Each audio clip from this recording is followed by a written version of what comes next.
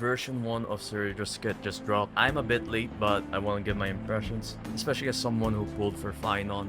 Just to give an overview of this video, Cerydra is a limited wind harmony agent that focuses on attack and crit scaling. She focuses on giving buffs to a hyper carry where majority of their DPS are under skill. Also, she just happens to deal damage, which is the weird and disconnected part of her kit. Kit overview, she makes your Phainon become Mother Uchiha. Mr. Hule, the second meteor just dropped. Buff summary, she gives 24% of her own attack. If you get to 4k attack, she will give around 800 plus attack. And she happens to give herself crit damage for every attack above 2000. She can earn up to 360 crit damage. She gives 20 speed.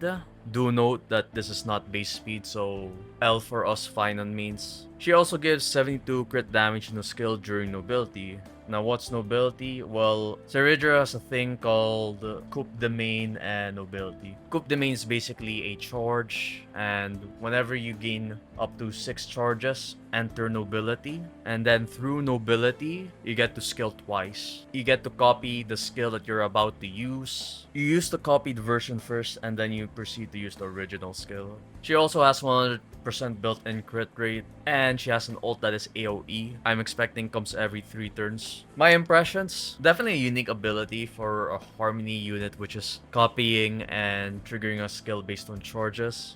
She's not a generalist support when compared to Sunday or Tribi. However, she is not as niche as Jiaochu, so overall good. She has weak sub DPS potential. Outside of her ult and basic attack, you don't have follow-up attack or any additional damage proc unless you get her E6. Hell, her AoE ult comes by every 3 turns, so she is like a Fugue who doesn't do damage as often when ulting. And Fugue's purpose is just to be an additional break bot. So you're just not gonna compete with Hyacin or Tribi when it comes to sub DPS potential, because the frequency of her damage just does not exist. Her buffs, let's say, for Phainon or basically every other DPS, they're very generic or something that you would already gain a lot of, such as attack percentage and crit damage. Just to add, by the way, that the crit damage only happens during nobility, so it's not 72 crit damage for all your attacks. It's for that specific skill that is being copied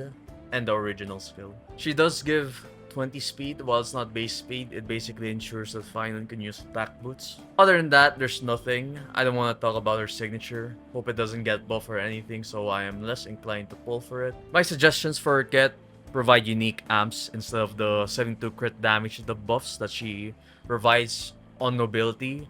It should just become Respen or defensive shred. My justification for this is that nobility is applied only to skill and it's during nobility. Hoyoverse wants it to specify on skill-based DPS.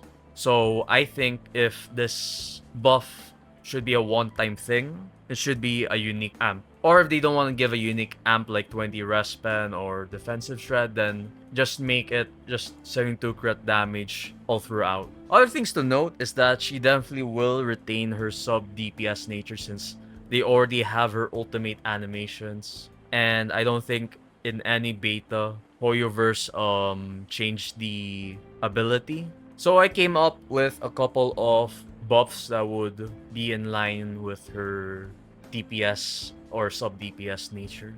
The easiest one is to move her E6 damage proc to base kit and just lessen the multiplier, or maybe even lessen the amount of procs. She doesn't even attack as much. She gains the buffs from the ally, so let's say you have an E1 Robin.